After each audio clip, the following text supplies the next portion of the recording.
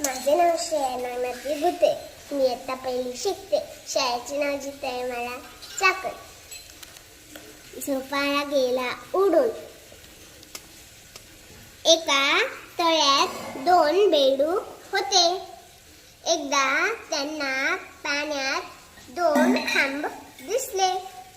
त्यांनी एक वेल आणून खांबांना बांधली. वेलीचा छानदार झोपाळा तयार झाला. दोघेही बेडूक त्यावर बसून झोके घेऊ लागले. तोच काय गंमत झाली. अचानक झोपाळा उडू लागला. ते 2 खांब नसून एका बगळ्याचे पाय होते.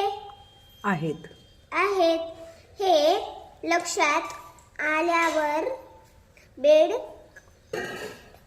बेडकांनी पटापट पाण्यात उड्या मार घेतल्या.